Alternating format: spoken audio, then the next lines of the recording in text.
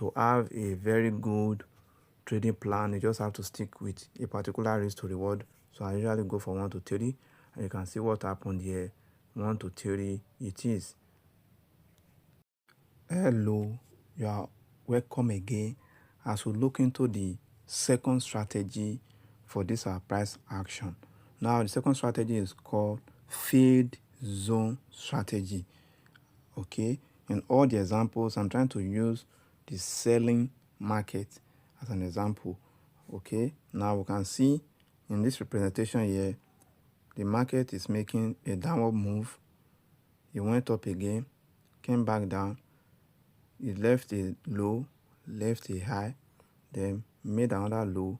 When price came back up, as at this point, this Z1 is going to be our zone 1.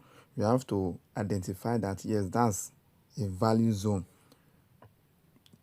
What I mean by zone, the supply have to meet our criteria that to show that this is a good and valid supply for us to enter this trade. So usually, without any strategy, we'll just enter this sell market on this supply zone. But with our strategy of zone to zone, we'll usually not enter directly on this trade. Now, where this phase zone now come from, the strategy comes from the fact that if the zone 1 is a valid zone, although we'll not enter the trade, then we'll now see that this low that was coming up, instead of it to tap into this zone 1, go back down, give us our zone 2, making a zone to zone our first strategy.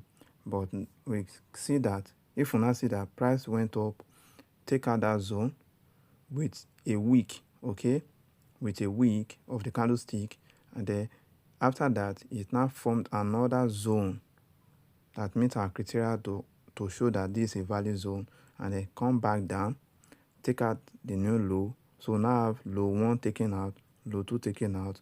Zone 1 did not work. Price will sweep it. We call it sweep. When price, the candlestick that take out this zone 1 is now a wick. Okay.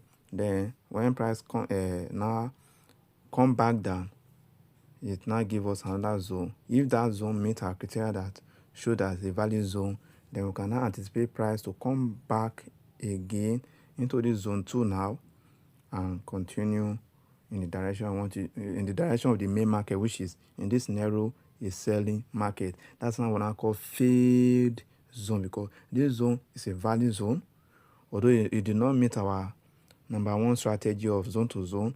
But if we identify it's a value zone, then we want this zone to fail, and the fade that we want the zone to fail is to give us another value zone that we cannot call zone 2. And then when price has now come down, take out this new low, low, then we can expect price to come back up into the zone 2 and then continue to sell according to this market. Then if we are buying, it's the same scenario. So we just have to know that selling market and then buying market, we apply the strategy. Now, the candlestick formation we usually look out for to identify a value zone is this, evening star candlestick pattern.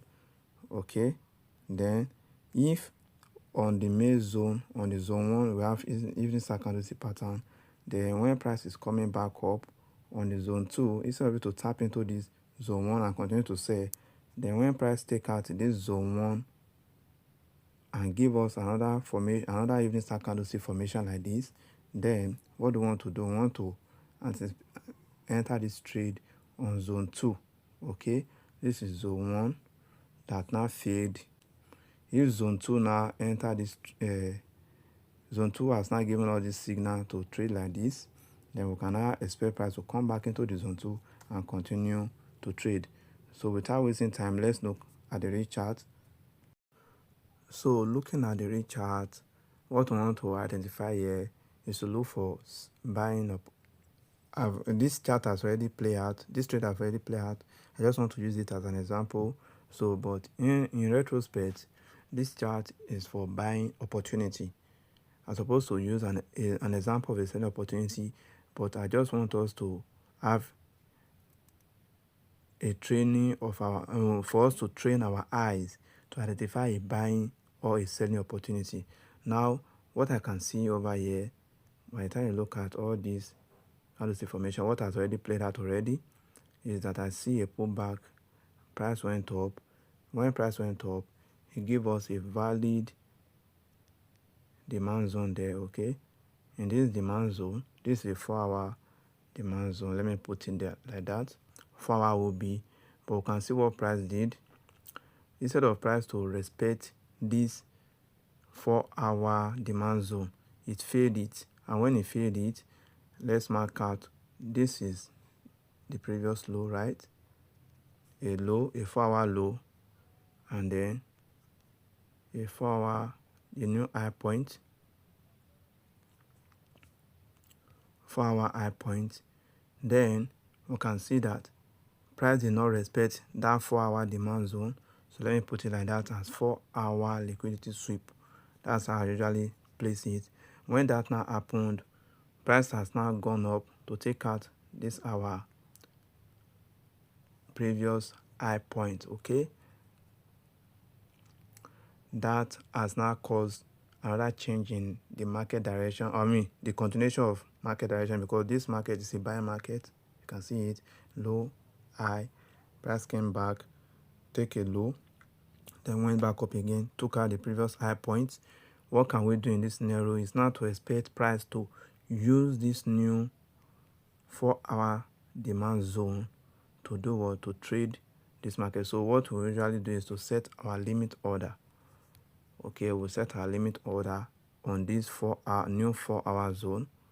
Then what I usually do now, this is our new high point, new high. Then I can set my limit order and look for 1 to 3, or you can take it to the new high point. But to have a very good trading plan, you just have to stick with a particular risk to reward. So I usually go for 1 to 3, and you can see what happened here. 1 to 3 it is. You can see what happened here. Price came back down into this. Price came back from the recent high point into this demand zone that failed the previous demand zone, and then price went up and give us a very good trade.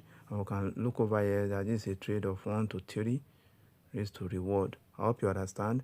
There are a lot of examples. You can check it out on the chart, that when price failed a particular zone that is valid, then if that zone, price came back into the zone that failed the previous zone, we can use that new zone now to trade the market in the direction in the main direction. Okay, this is a buy market, so we have to be buying also.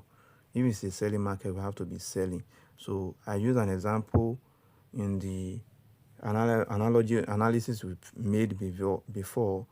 It was a selling market, but I have to show it that it also works in a buying market, vice versa. All we have to do, first of all, identify the valid demand zone, the valid zone, whether demand or supply. But in this scenario, since it is a buy market, the valid demand zone, then price came back into that zone. Instead of it to respect it, price failed it and then continued to buy. Price then came back down into that zone that failed the first zone, so you tap into zone 2 and continue to buy. So this is very good trading strategy, high valued strategy that I'm giving out for free. You just have to practice. Look at your charts and you see more and more of this. So thank you.